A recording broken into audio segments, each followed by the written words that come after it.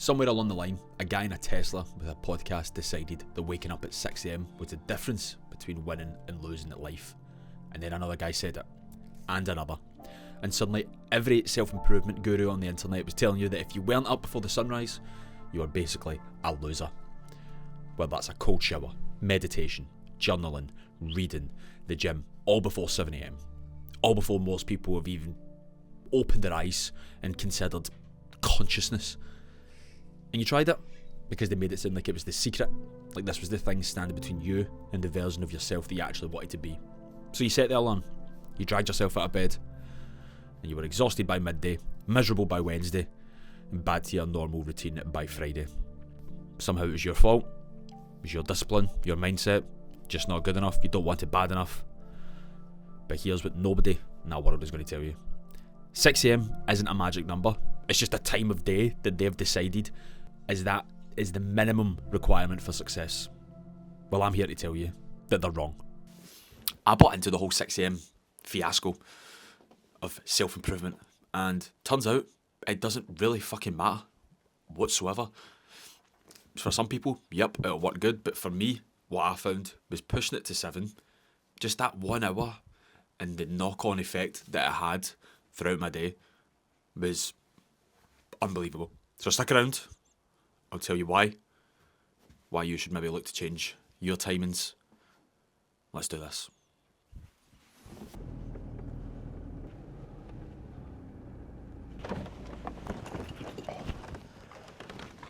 See, when I used to try to wake up at 6 a.m. all the time, it used to just completely kill me. Like, I was so tired throughout the day that I'd end up just napping or something like that.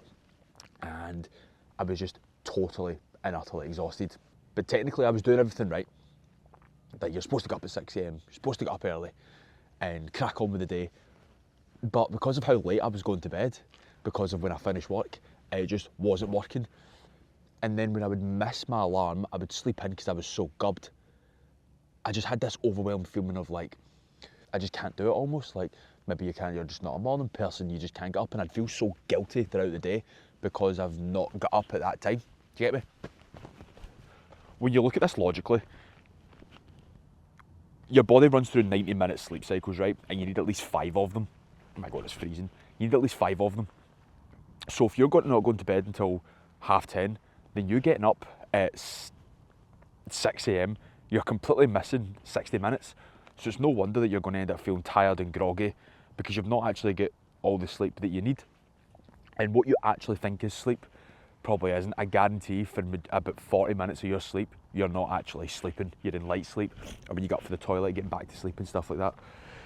So people that say just get up at 6 a.m, they've been doing it for years, or they just handle shite sleep all the time. See, when I shifted it, I just felt so much better.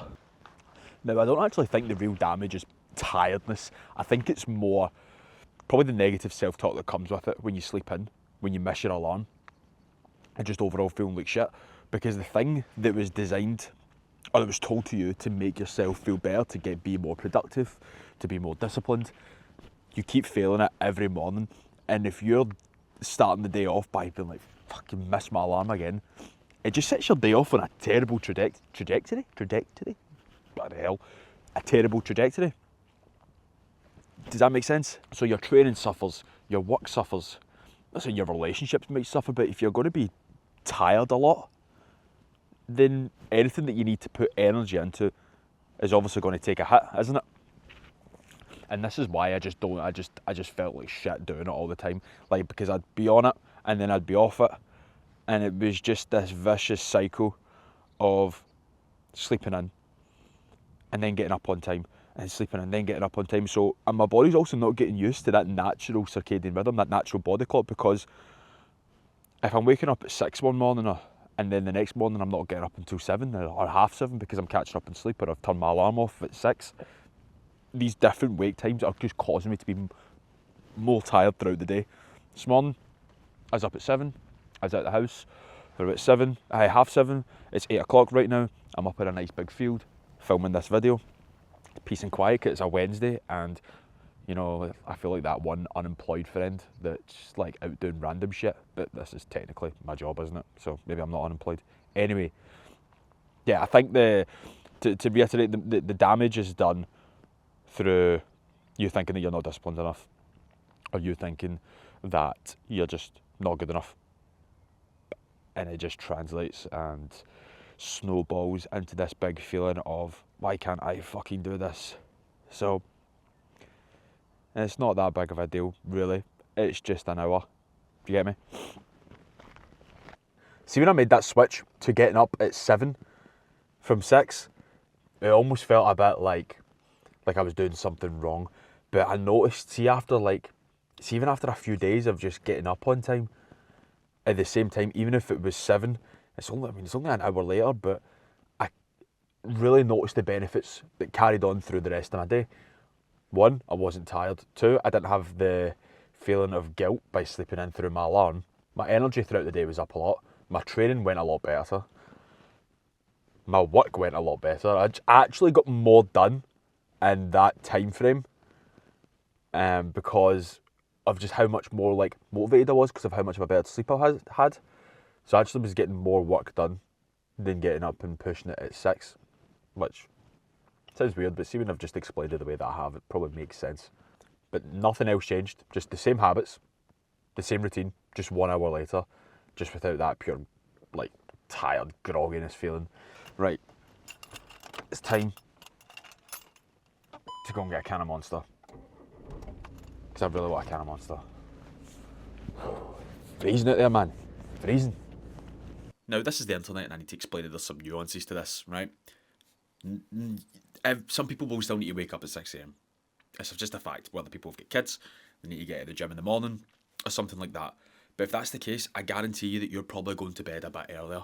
For me, someone who finishes at 8:30 at night, because I'm a PT, by the time I get home, if I wanted to get up at that time, then I would need to be in bed for 9:30. If I'm leaving at 8:30 and I'm not getting home till about 9 and I have a bit of food, I need to go be in bed 20 minutes later. Doesn't work for me. So no one is going to give you a medal for waking up at 6 a.m. Just like no one's going to tell you you're a failure for waking up at 7 a.m. The best routine is the one that you can just do over and over again, day after day, and that will beat anything else